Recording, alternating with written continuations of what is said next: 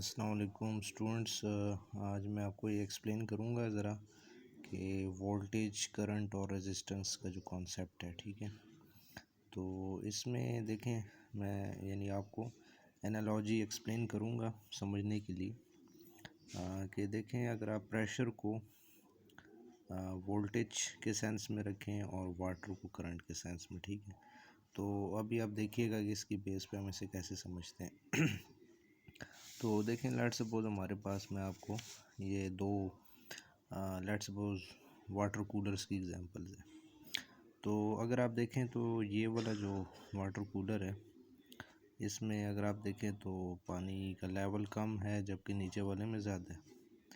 तो ये आपको पता है, जिसमें वाटर का लेवल कम है हम कह सकते हैं कि इस पॉइंट के ऊपर लो प्रेशर है, ठीक है। और इसी तरीके से इस पॉइंट के ऊपर हाई प्रेशर है वाटर का, और रीज़न क्या है, ज़ाहिर बात है इसके ऊपर लेवल हाई है। तो यानी ये एक लो प्रेशर का वाटर कूलर है, ये हाई प्रेशर के। तो आप प्रैक्टिकली आपको पता है, जब वाटर लेवल कम होता है यानी लो प्रेशर होता है, तो जो पाइप से पानी आता है, ठीक है, वो भी कम पानी आता है, बहुत स्लो स्पीड में आता है। और इसी तरीके से जब हाई प्रेशर होता है तो आप देखते हैं कि पाइप के अंदर जो वाटर होता है वो काफ़ी ज़्यादा आता है, हाई स्पीड में आता है। तो यानी मेन पॉइंट यहाँ से हमें क्या पता लगा कि लो प्रेशर और लेस वाटर, हाई प्रेशर और मोर वाटर, ठीक है। तो इसी को अब आप ज़रा कंपेयर करें हमारे सर्किट के कॉन्सेप्ट के साथ, ठीक है। प्रेशर की जगह मैं वोल्टेज को अब बात करूँगा, वाटर की जगह करंट की।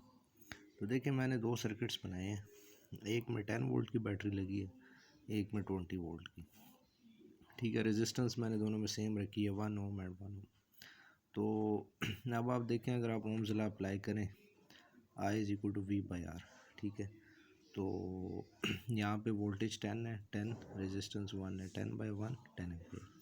इसका मतलब है कि इस वाले जो सर्किट है इसमें कितना करंट फ्लो कर रहा है, 10 एम्पीयर। अच्छा, अब सेकंड वाले पर आए, इसमें 20 वोल्ट की बैटरी है, 1 ओम का रेजिस्टर है। तो again I is equal to V by R. तो अगर आप यहाँ पे देखें तो वी की वैल्यू 20, R1 अगेन 20 एम्पियर। सो यहाँ पर करंट आपके पास है 20 एम्पियर। तो इट मीन्स के देखें, जब मैंने 10 वोल्ट रखा 10 एम्पियर करंट आया, 20 वोल्ट रखा 20 एम्पियर करंट आया, ठीक है। जस्ट लाइक यानी low pressure less water, low voltage less current, high pressure more water, more voltage more current. तो यानी इसका मतलब है, मेन तो एनालॉजी है ना, लेकिन मेन बात यही है कि जितनी ज़्यादा वोल्टेज होगी उतना ही ज़्यादा करंट होगा, ठीक है। जितनी ज़्यादा वोल्टेज उतना ज़्यादा करंट, कंपैरिजन आप देख सकते हैं। तो इसीलिए इसी को ओम्स लॉ कहते हैं कि current is directly proportional to voltage when R is constant. यानी आप देखें, मैंने दोनों में रेजिस्टेंस तो कांस्टेंट रखी है ना। तो रेजिस्टेंस अगर कांस्टेंट हो तो फिर जितनी ज़्यादा वोल्टेज होगी उतना ही ज़्यादा करंट होगा। तो उसी को बाद में हम in the form of law लिखते हैं, which is called Ohm's law. Okay, now second में आपको ये एक्सप्लेन करता हूँ कि relation of current with resistance, कि करंट का रेजिस्टेंस के साथ क्या रिलेशन है। तो अगेन हम वाटर वाली एग्जांपल लेते हैं। लेट्स सपोज अब मैंने दो टैंक्स बनाए हैं, दोनों में सेम वाटर है, ठीक है, सेम लेवल ऑफ वाटर। तो यानी आप कह सकते हैं कि दोनों में जो प्रेशर है, ठीक है, वो आपके पास सेम है, ठीक है। इसमें और इस दोनों में सेम प्रेशर है, ठीक है। तो प्रेशर सेम है, तो अगर जनरली देखें तो दोनों में, दोनों पाइप्स में सेम वाटर होना चाहिए। लेकिन अब मैं क्या करता हूँ, मैं रेजिस्टेंस क्रिएट करता हूँ वाटर के लिए, ठीक है। अगर मैं आप आप उसको प्रैक्टिकली सोचें, अगर मैं यहाँ पे दो स्टोन्स रख दूँ पानी के पाथ के दरमियान, और नीचे वाले पाइप के अंदर ये जो वाटर कूलर है उसमें मैं ज़्यादा वो रख देता हूँ स्टोन्स, लेट्स सपोज ये को 10 के करीब में, ठीक है।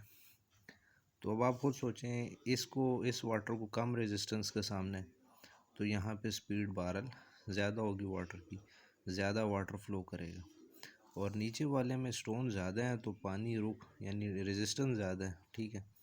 मोर स्टोन है मोर रेजिस्टेंस है, तो इसमें से पानी आपको पता है कम जो है वो एट अ टाइम बाहर आएगा। ऐसा ही है, लेस रेजिस्टेंस मोर वाटर, ठीक है, मोर रेजिस्टेंस लेस वाटर, ठीक है। तो अब इसी एनालॉजी को हम यूज़ करते हैं फॉर यानी करंट और सर्किट की वोल्टेज के हिसाब से। तो यहाँ पे मैंने वाटर लेवल सेम रखा था, मैंने कहा था प्रेशर सेम है। अब यहाँ पे हम वोल्टेज सेम रखेंगे, मैंने दो सर्किट बनाए हैं, वोल्टेज सेम है। यहाँ पे मैंने लेस रेजिस्टेंस मोर रेजिस्टेंस यानी less stones and more stones. अब देखें यहाँ मैंने एक 1 ओम का रजिस्टर और सेकंड में 2 ओम का, ठीक है। वोल्टेज सेम है, रेजिस्टेंस डिफरेंट है। अब चेक करते हैं कि इनमें कितना करंट फ्लो करेगा। तो फर्स्ट के लिए I is to V by R, V 10 है आर 1 है, 10/1 10 एम्पियर। और इसके लिए निकालें, वी 10 है आर 2 है, तो 10/2 2 एम्पियर। सो अब आप देख सकते हैं कि जब कम रेजिस्टेंस थी, ठीक है, तो ज़्यादा करंट है 10 एम्पियर है। जब मोर रेजिस्टेंस है 2 ओम रेजिस्टेंस है, तो आप देख सकते हैं करंट कम हो गया, 2 एम्पियर हो गया। तो यही कॉन्सेप्ट है कि पिछले अभी मैंने आपको बताया था कि अगर रेजिस्टेंस सेम हो तो फिर करंट वोल्टेज के डायरेक्टली प्रोपोर्शनल है। इस केस में हमने देखा अगर वोल्टेज को सेम रख दिया जाए तो फिर जितनी ज़्यादा रेजिस्टेंस होगी, जिस तरह वाटर की एग्जांपल है, जितने ज़्यादा स्टोन्स रखते जाएंगे पानी कम होता जाएगा। तो इसी तरह जितना ज़्यादा रेजिस्टेंस सर्किट में रखेंगे उतना ही करंट कम होता जाएगा। तो ये अगेन एक ओम्स लॉ के कॉन्सेप्ट को फर्दर एक्सप्लेन कर रहा है। तो लिहाजा जब भी आपको करंट, वोल्टेज और रेजिस्टेंस के कॉन्सेप्ट में समझने में कन्फ्यूजन हो, तो बस आप ये वाटर टैंक की एग्जांपल जहन में रख के लाया करें, तो ऑटोमेटिकली आपको ये क्लियर हो जाएगा, ठीक है। सो यहाँ पे हमने क्या बात समझी है कि जितना ज़्यादा आपके पास रेजिस्टेंस होगी सर्किट में, उतनी ही कम करंट फ्लो करेगा सर्किट के अंदर। ओके, नाउ लास्ट में आपको एक्सप्लेन जो करूँगा वो ये है कि कॉन्सेप्ट ऑफ पोटेंशियल ड्रॉप, जिसे वोल्टेज लॉस कहते हैं क्रॉस रेजिस्टर। अब अगर सर्किट में मल्टीपल रेजिस्टर्स लगे हों, यानी यहाँ पे मसलन 5 ओम है, 10 ओम, मुख्तलिफ रेजिस्टेंस है, तो हम कहते हैं कि मैं यानी अभी ये समझाना चाहूँगा आपको कि जितना ज़्यादा रेजिस्टेंस होगी सर्किट में, उसके अक्रॉस पोटेंशियल ड्रॉप हो रहा होता है, यानी वोल्टेज लॉस हो रही होती है। देखें टोटल वोल्टेज अब मसलन यहाँ 60 वोल्ट है बैटरी की, अब इस 60 ने कुछ इसके अक्रॉस लॉस होना है, कुछ इसके अक्रॉस लॉस होना है। तो जो इसके अक्रॉस होगी उसे हम कहेंगे इसका पोटेंशियल ड्रॉप, ठीक है। पोटेंशियल ने 60 से यानी प्लस से माइनस तब जब करंट आता है तो उसका पोटेंशियल ज़ीरो हो चुका होता है ना, यानी से यहाँ 60 से स्टार्ट हुआ, ठीक है, और जब वो वापस रिटर्न होगा तो it will have zero potential. तो वो पोटेंशियल वो कहाँ लूज़ करेगा, वो कुछ इधर लूज़ करेगा, कुछ यहाँ लूज़ करेगा। अब कितना कितना लूज़ करेगा उसके लिए हम चेक कर लेते हैं। पहले हम देखते हैं कि इसमें सर्किट में कितना करंट है, ठीक है। I is equal to V by R, V कितना है 60, और ये दोनों रेजिस्टेंस सीरीज़ में है तो टोटल रेजिस्टेंस हो जाएगी 5 + 10, ठीक है, इक्विवेलेंट रेजिस्टेंस 5 + 10। तो 60/5 + 10 आप करें तो आंसर आएगा 4 एम्पियर। इसका मतलब है ये जो सर्किट है इसमें कितना करंट है, 4 एम्पियर का करंट है, ठीक है। अच्छा, अब हम अगेन ओम्स लॉ अप्लाई करते हैं। Potential drop cross 5 ohm resistor, यानी ये वाला रजिस्टर है, इसके अक्रॉस कितनी पोटेंशियल ड्रॉप हो रहा है। V is equal to I R निकालें, आई 4 है जो भी हमने निकाला और रेजिस्टेंस 5 है, तो 5 4 20 वोल्ट। इसका मतलब है इस वाले रजिस्टर के अक्रॉस कितने वोल्ट ड्रॉप हो रहे हैं, 20 वोल्ट, ठीक है। 60 में से 20 इसमें ज़ाया हो जाएंगे। Potential drop across 10 ohm resistor. अब सेकंड का देखें तो again V to I R, I 4 है और रेजिस्टेंस 10 है, तो 4 × 10 40 वोल्ट। इसका मतलब है जो इस 60 में से 20 तो इधर ज़ाया हुए, रिमेनिंग 40 यहाँ पे। तो लेकिन आप देख लें तो 40 + 20 वोल्ट, टोटल कितने 60। तो ये 60 में से 20 इधर ज़ाया हुए, 40 इधर ज़ाया हुए। जब सर्किट यानी कन्वेंशनल करंट वापस पहुंचेगा तो उसका उतना ही पोटेंशियल होगा जितना शुरू में था, ठीक है। यानी कि ज़ीरो हो जाएगा, सॉरी। अच्छा, तो अगेन अब इसी को अगर आप with help of that circuit समझें, जो वाटर टैंक की एग्जांपल, तो ये सिंपल सी बात है।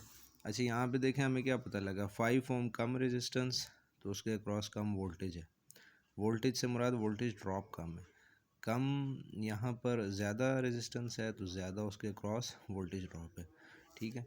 तो यहाँ पे आप देखें कि मिसलन ये एक टैंक है, यहाँ मैंने एक पाइप है, ठीक है, ये पाइप में से वाटर आ रहा है। अब मैंने यहाँ एक जगह 3 स्टोन रखे, एक जगह कुछ ज़्यादा रख दिया, तो आप ख़ुद सोचें कि प्रेशर कहाँ पे ज़्यादा ड्रॉप होगा, यहाँ पे ज़्यादा होगा या यहाँ पे, ठीक है।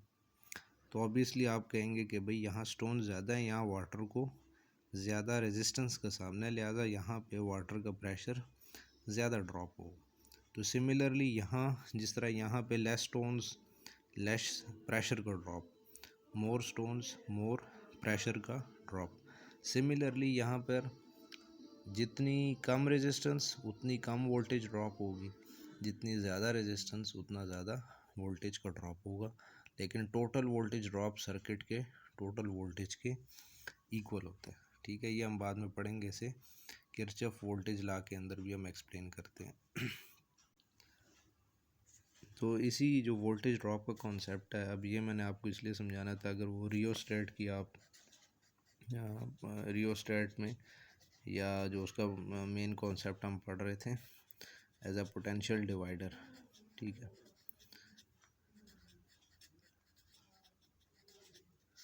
तो पोटेंशियल डिवाइडर में आपको याद है हमने ये वाला पॉइंट था ए था, ये वाला पॉइंट बी था, और फिर हमने कहा था कि बी पॉइंट के साथ एक वोल्ट मीटर होता है, ठीक है। वोल्ट मीटर जिस पॉइंट पे टच कर रहा होता है वायर को, वो सी पॉइंट होता है। तो अब देखें, मैंने आपको कहा था कि ये पोटेंशियल डिवाइडर वोल्टेज मेजर करता है, सॉरी वोल्ट मीटर मेजर करता है बिटवीन पॉइंट बी एंड सी। तो अब आपको समझ आ रही है, देखें 2 ओम का जो रेजिस्टर है, इसके अक्रॉस, यानी इसका जो फार्मूला था ना, आपको याद होगा, R B C by R into V. तो मैंने आपको कहा था कि जितनी ज़्यादा रेजिस्टेंस होगी बी और सी के दरमियान, उतना ही ज़्यादा उसके अक्रॉस वोल्टेज ड्रॉप होगा।